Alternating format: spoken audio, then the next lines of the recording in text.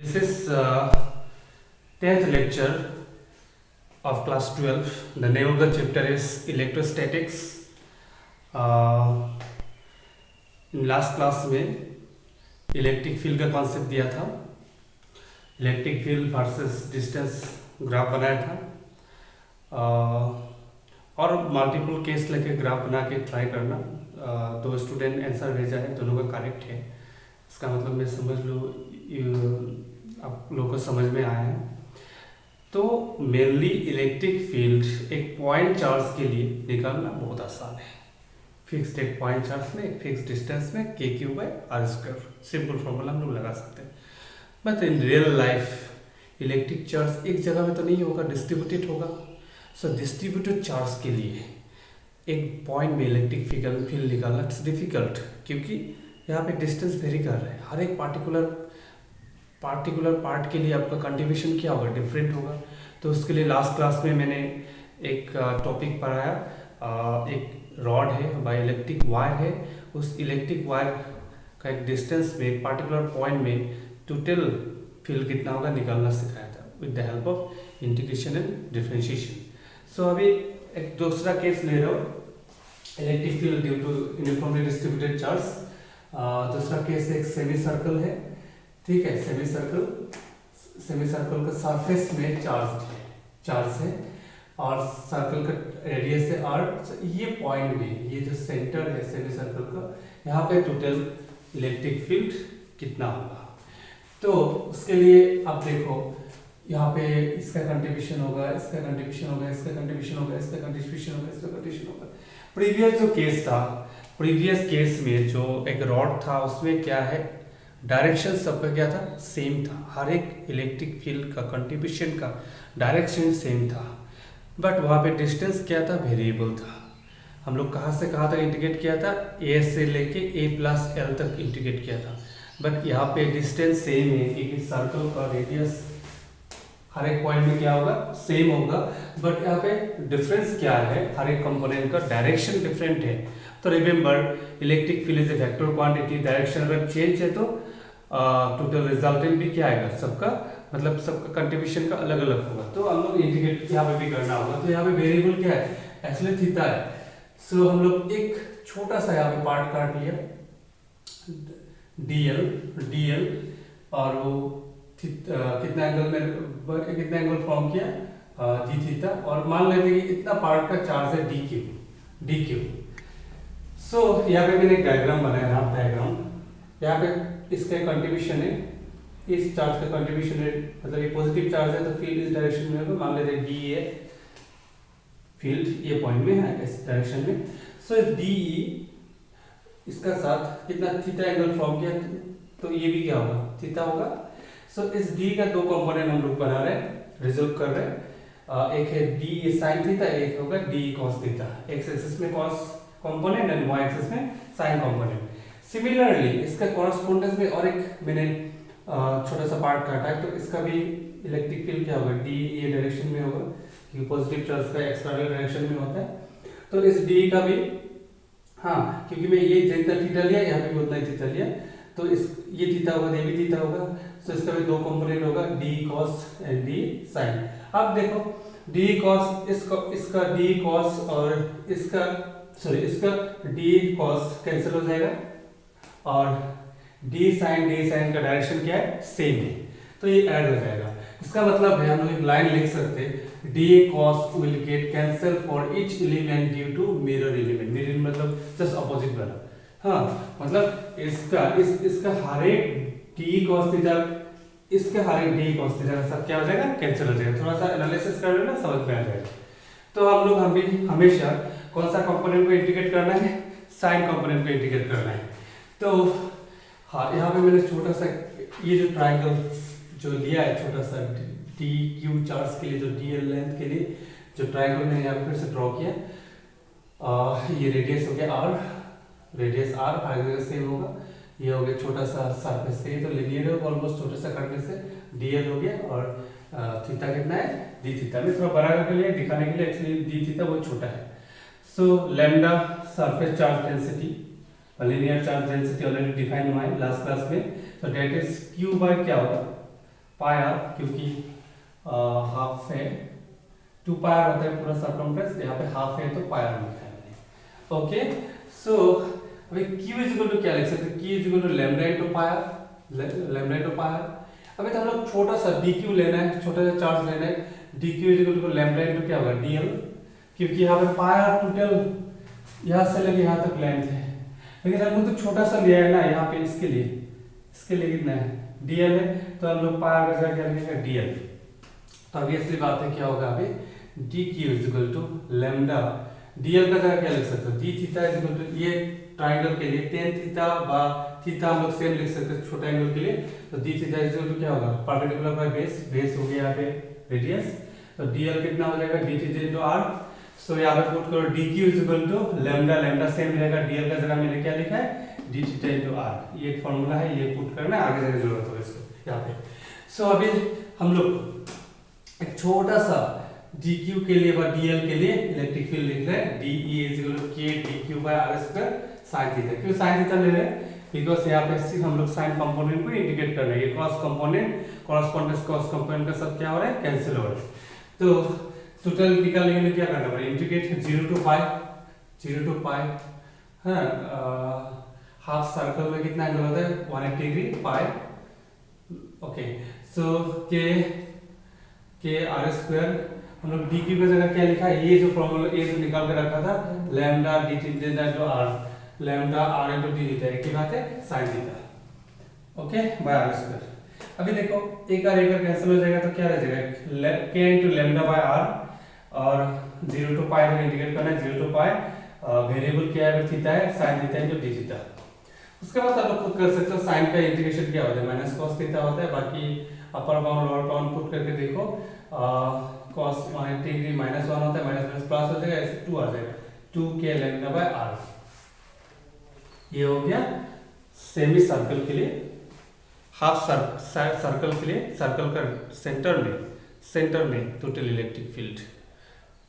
अभी अगर plus charge नहीं देगा, अगर माइनस चार्ज देता ऑलमोस्ट सेम होगा, डायरेक्शन क्या हो जाएगा चेंज हो जाएगा, नथिंग एल्स। और ये एक बात याद रखना, जो ग्रेविटेशन चैप्टर में पढ़ाया था ना ग्रेविटेशनल फील्ड, क्योंकि ग्रेविटेशनल फोर्स यहाँ पे क्या इलेक्ट्रिक फोर्स, कहानी तो ऑलमोस्ट सेम ही है, वहाँ पे मास का वजह से था, यहाँ पे चार्ज का वजह से है, तो वहाँ पे मैंने बहुत डिटेल्स पढ़ाया था, याद करना, सेम इंटीग्रेशन डिफिनेशन मैंने कराया था, वहाँ पे था मास का वजह से फोर्स था, यहाँ पे क्या है चार्ज का वजह से फोर्स है।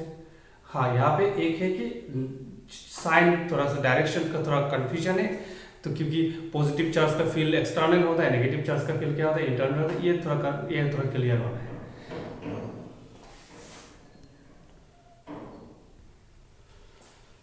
सो इलेक्ट्रिक फील्ड एक रॉड के लिए निकालना सिखाया एक पार्टिकुलर पॉइंट में, सेकेंड मैंने सेंटर में एक सेमी सर्कल में कितना फील्ड होगा उसको सिखाया, उसको पॉजिटिव चार्ज लगे किया है, बट नेगेटिव चार्ज होगा जस्ट ऑपोजिट हो जाएगा डायरेक्शन।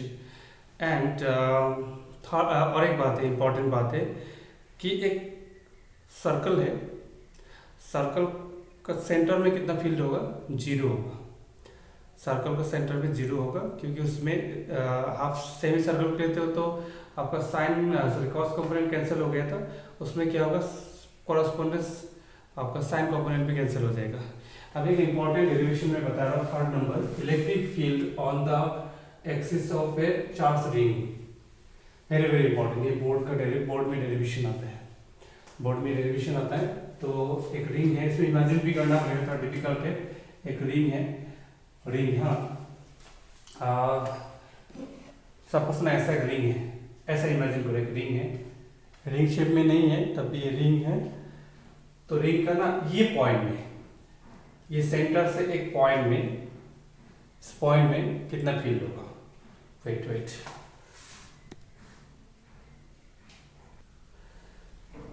हाँ मान लो कि ये रिंग है, रिंग 3D में समझाने के थोड़ा डिफिकल्ट होता है। तो ये रिंग का पूरा सरफेस में चार्ज है, पॉजिटिव चार्ज लिया है, इसमें पॉजिटिव चार्ज, और रिंग का जो रेडियस होगा, रेडियस ये सेंटर है, रेडियस है r कैपिटल R। अभी ये सेंटर से इतना दूरी में, इतना एक एक्सिस में ना, इतना दूरी में फील्ड कितना होगा निकालना है। अभी यहाँ पे ना समझना जरूरी है कि ये जो रेडियस तो फिक्स्ड है, यहाँ पे ये डिस्टेंस भी फिक्स्ड है, यहाँ पे ये डिस्टेंस मैंने x लिया है, यहाँ से लिया तो x, और ये पॉइंट में ना रिंग का हर एक पॉइंट से डिस्टेंस भी सेम होगा। अगर मैं यहाँ पे डी क्यू काटा, ठीक है, छोटा सा यहाँ पे चार्ज ले लिया व छोटा सा dl ले लिया, बट dl के लिए क्या होगा, dq होगा, dq का वैसे यहाँ पे एक फील्ड होगा, इसका भी कॉरेस्पॉन्डेंस है, dq का वैसे फील्ड होगा। तो ये डिस्टेंस भी फिक्स्ड है, ये भी डिस्टेंस भी फिक्स्ड है। तो मैंने यहाँ पे लिखा है for each dq small r capital R x remains same, theta is also same, theta is also same. हाँ, मैं यहाँ पे समझा दे रहा हूँ कि ये dq का वजह से ये r होगा, यहाँ से यहाँ तक डिस्टेंस, इस dq का भी डिस्टेंस सेम होगा। हाँ, और थीटा सेम होगा क्योंकि ये पॉइंट में ना, ये पॉइंट में हर एक dq, हर एक कहीं से भी dq लो, आपको हर एक पैरामीटर सेम होगा, खाली आपका डायरेक्शन डिफरेंट होगा। सो मैंने यहाँ पे इस साइड से dq लिया, तो इसका वजह से पॉजिटिव चार्ज होता है, डायग्राम प्लॉट हो गया, आप लोगों को इमेजिन कर लेना, ये आपका DE, ठीक है, ये DE इस dq का वजह से है, और ये dq की वजह से ये DE, तो ये थीटा होगा, तो ये भी थीटा होगा, ये थीटा होगा, ये भी थीटा होगा, कॉरेस्पॉन्डेंस है। तो इस DE का एक कंपोनेंट होगा DE sin थीटा, और इस साइड में आएगा DE cos थीटा, इस DE का भी एक कंपोनेंट आएगा DE cos थीटा, और इस साइड में आएगा DE sin थीटा। तो ग्रेविटेशन में सेम चीज पढ़ाया था, वहाँ पे ग्रेविटेशनल फोर्स था, यहाँ पे इलेक्ट्रिक फोर्स है, वहाँ पे ग्रेविटेशनल फील्ड था, यहाँ पे इलेक्ट्रिक फील्ड है। सो अभी देखो इस केस में ना हर एक DE sin थीटा और DE cos थीटा ऑपोजिट है, कैंसिल हो जाएगा। तो यहाँ पे DE sin थीटा सबको लेना देना नहीं है, हर एक DQ का correspondence DE cos theta summation हो जाएगा, ऐड हो जाएगा। तो हम लोग डायरेक्ट यहाँ पे इंडिकेट कर दिया, D net is equal to DE cos theta, जितना भी DE cos थीटा कंपोनेंट होगा सबको हमको इंडिकेट करना है। तो सिंपल फॉर्मूला आएगा, मतलब पहले तो हम लोग DQ के लिए लेंगे ना, DQ छोटा सा के लिए लिया था ना, तो अभी इंडिकेट करना है। सो k बाय r स्क्वायर, क्योंकि हर एक DQ का डिस्टेंस क्या r है, तो r स्क्वायर हो जाएगा। cos थीटा भी कांस्टेंट है, cos थीटा का इंडिकेशन नहीं होगा, तो यहाँ पे इंडिकेशन किसका होगा, DQ का होगा। टोटल पूरा रिंग का टोटल चार्ज मान लेते हैं Q है, तो क्या हो जाएगा KQ by r square cos theta, KQ by r square, और cos थीटा का जगह क्या लिख सकते हो आप, देखो ये x है, ये r है, कैपिटल R है, ये स्मॉल r है। तो ये अगर थीटा है, किसी भी ट्रायंगल का अगर ये थीटा है, तो इसका cos थीटा मतलब क्या हो जाएगा, cos थीटा मतलब base by h, b by h, तो x बाय क्या हो जाएगा r, तो x बाय r, तो r into r square into r क्या हो जाएगा r cube kq into x by r cube. और एक बात है, r का जगह हम लोग क्या लिख सकते हैं, कोई भी ये जो ट्रायंगल, तो राइट एंगल ट्रायंगल है, हम लोग लिख सकते हैं r square is equal to x square plus r square. So r is equal to क्या होगा, root over x square plus r square, इसको चाहिए, इसको डायरेक्ट कर देगा। तो ओके, मैं एक लाइन और लिखता हूँ यहाँ पे, root over X square plus R square, तो आर स्क्वायर कितना हो जाएगा, X square plus R square 1/2, root हटाने से क्या होगा 1/2। तो यस, तो यहाँ पे देखो अभी मैंने आर का जगह क्या लिखा है, R square plus X square, cube तो था एक क्यूब, और ये जो रूट हट गया तो डिवाइड बाय 2, तो क्या होगा 3/2। ये तो हो गया एक general formula, total electric field at a certain point due to a ring charge, uniformly distributed ring charge.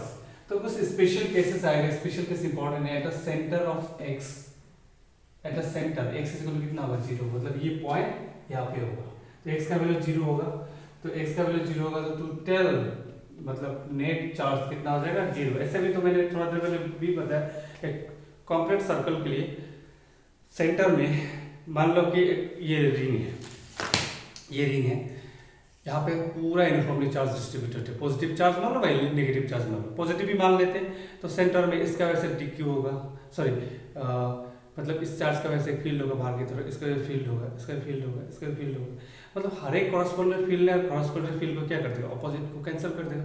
तो सेंटर पे नेट फील्ड कितना होगा आपका, जीरो, नेट फील्ड जीरो होगा। हाँ, अभी सेकंड केस, ये तो आपका नंबर 1 मान लेते हैं। नंबर 2 है, if x is very greater than r, मतलब ये जो पॉइंट है काफी दूर में है, काफी दूर में है, तब क्या होगा, आप r को नेग्लेक्ट कर सकते हो। तो k cube by x by क्या होगा, x क्यूब, r को नेग्लेक्ट कर दिया तो x x कैंसिल, तो k क्यूब बाय क्या होगा, x square. So point charge के लिए हम लोग इलेक्ट्रिक फील्ड क्या मिला था, k cube bye r square. यहाँ पे x डिस्टेंस है तो x स्क्वायर हो जाएगा। इसका मतलब है रिंग से काफी दूर में अगर हम लोग फील्ड निकालेंगे, काफी दूर में फील्ड निकालेंगे तो क्या होगा, काफी दूर से रिंग को हम लोग पॉइंट चार्ज की तरह दिखेगा। That's why the formula become k cube by x square. We have like a point charge.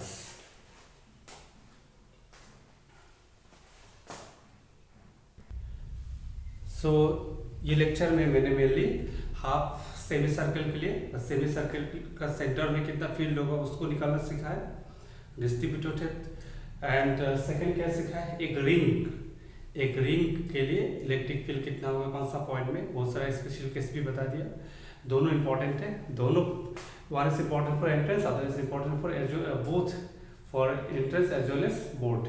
अब एक मैं क्वेश्चन होमवर्क दे रहा हूँ, काफी इंपॉर्टेंट है होमवर्क है। For a uniform charge ring, अभी जो बताया रिंग वही है, रिंग क्यू टोटल चार्ज है, r हो गया radius, find the value of x such that total field is maximum, also calculate maximum field and also draw graph of E versus x।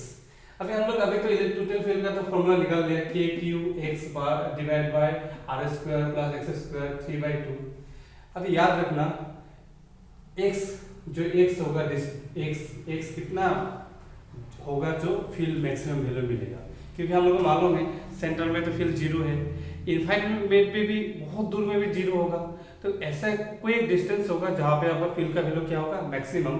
हम लोग को पता है कि मैक्सिमम कब मिलेगा, जब dE बाय dx का वैल्यू क्या होगा, जीरो।